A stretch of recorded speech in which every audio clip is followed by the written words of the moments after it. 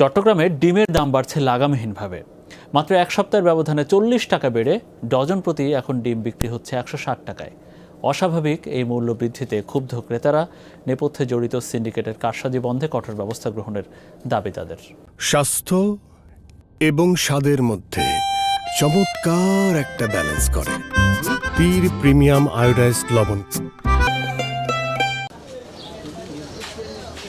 এক সপ্তাহ আগেও প্রতি ডজন ডিমের দাম ছিল 115 থেকে 120 টাকা। এক লাফে 30 টাকা বেড়ে বৃহস্পতিবার পর্যন্ত 150 টাকায় বিক্রি হয়। শুক্রবার সকাল থেকে বেড়েছে আরও 10 টাকা। হঠাৎ এমন অস্বাভাবিক মূল্য বৃদ্ধিতে বিপাকে সীমিত আয়ের মানুষ। 9 টাকার ডিম এখন 14 টাকা হওয়ায় কিনতে পারছেন না অনেকে। বাজারে গিয়ে ফিরছেন খালি হাতে। বিশেষ করে নিম্ন ও মধ্য আয়ের মানুষ যারা খাবারের তালিকায় অন্তত একটি ডিম রাখতেন, তাদের এখন সেই উপায়ও নেই। 8 টাকা করে হলেও খাইতে পারতাম, এখন 12 টাকা 13 টাকা 14 টাকা এরকম করতেছে। তো কিভাবে আমরা কিনবো, কিভাবে খাবো?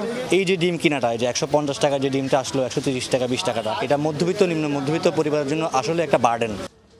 পর্যাপ্ত যোগান থাকার পরও ডিমের বাজারে অস্থিরতার জন্য খুচরা বিক্রেতারা দুষছেন আড়তদাররা দুষছেন খামারিদের। মধ্যস্বত্বভোগীদের কারসাজি এবং বাড়তি মুনাফা হাতিয়ে নিতে কৃত্রিম সংকট তৈরির কথা বলছেন বিক্রেতারা।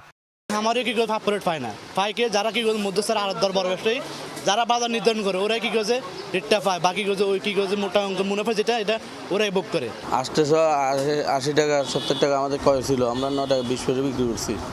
এখন হঠাৎ করে এত বাড়ি যাওয়া অবশ্যই এটা যে কোনো একটা কারসাজি আছে। হঠাৎ করে এই আজকে এক সপ্তাহখানে প্রায় 1170 টাকা 80 টাকা ডিম বিক্রি করতেছে, মানে 1200 টাকাও ডিম বিক্রি করতেছে। শুধু ডিম নয়, চট্টগ্রামে বাজারে বেশিরভাগ নিত্য পণ্যের দাম ঊর্ধ্বমুখী। নানা অজুহাতে যে যার ইচ্ছা মতো দাম বাড়িয়েই চলছে। এজন্য ভোক্তা অধিকার সংরক্ষণ এবং জেলা প্রশাসনের তদারকি ঘাটতিকে দুষছেন ভোক্তারা। বাজার করার কোনো উপায় নেই।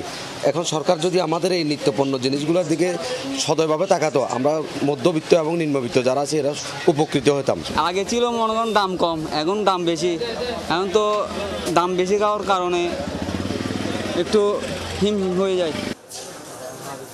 মামুনুর রশিদ তৌফি, যমুনা নিউজ, চট্টগ্রাম।